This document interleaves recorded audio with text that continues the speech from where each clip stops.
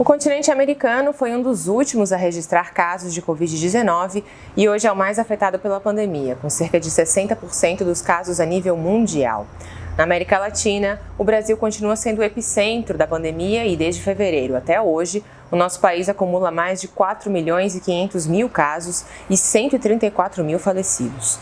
Em números absolutos de casos e de falecidos, o Brasil lidera o ranking da região latino-americana e é o terceiro a nível mundial.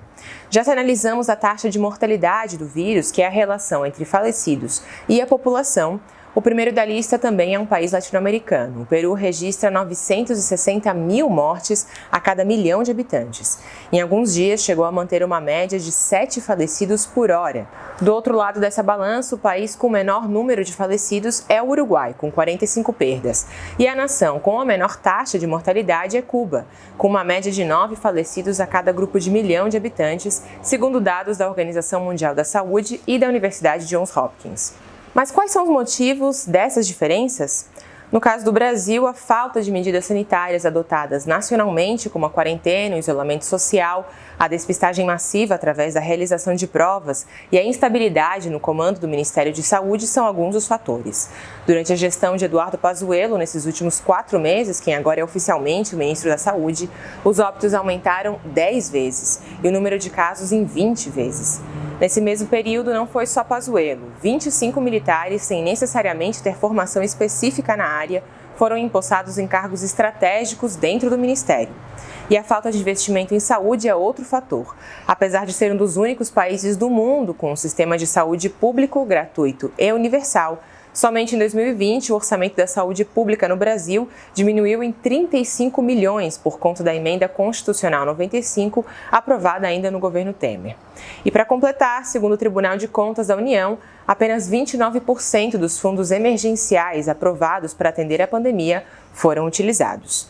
O governo de Jair Bolsonaro chegou a ser denunciado na ONU por negligência no trato da pandemia.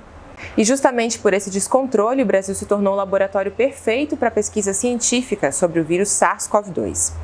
Já o Peru possui apenas 18 mil camas hospitalares e 1.600 de cuidados intensivos, para atender uma população de quase 32 milhões de pessoas. Uma proporção que também expressa o baixo investimento em saúde. Em 2017, somente 3,6% do PIB peruano foi destinado para a área. Em total, o país concentra 30.927 mortes, mas se estima que ainda existe um alto nível de subnotificação, já que entre abril e agosto desse ano foram registradas 68 mil mortes a mais que no mesmo período no ano passado. O governo de Martim Vizcarra, no entanto, justifica a alta taxa de mortalidade do vírus com a transparência da sua gestão. Por outro lado, se analisamos Cuba, que assim como o Brasil possui um sistema público de acesso universal, é justamente o alto investimento na biomedicina que fez com que a ilha caribenha conseguisse conter a mortalidade do vírus, desenvolvendo um dos medicamentos mais eficazes no tratamento da doença, o interferon alfa-2b, que pode diminuir a letalidade em até 70% em casos moderados. Cuba também é o único país da América Latina e do Caribe a entrar na fase final de testes de uma vacina contra a Covid-19.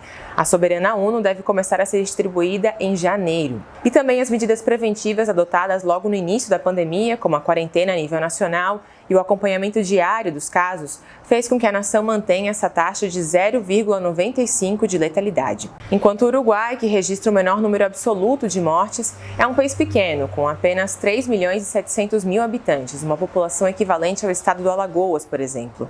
Tem um dos sistemas de saúde mais consistentes da região, segundo especialistas, e que foi fortalecido nos últimos 15 anos de governos de esquerda com o partido Frente Ampla. Apesar dessa fortaleza, o governo de Luiz Lacalle Pou, que assumiu a presidência em março e que chegou a ser chamado de Bolsonaro uruguaio, busca justamente diminuir a estrutura pública do Uruguai. Apenas um mês depois de assumir a presidência, Lacalle Pou enviou a Lei de Urgente Consideração ao Congresso, que foi aprovada em julho pelo Senado. Um pacote legislativo que muda cerca de 500 artigos da Constituição e afeta vários setores públicos, como a educação, a previdência e, é claro, a saúde. No último dia 10 de setembro, a Central PIT-CNT iniciou uma campanha por um referendo revogatório da lei e também realizaram uma paralisação nacional na última quinta-feira.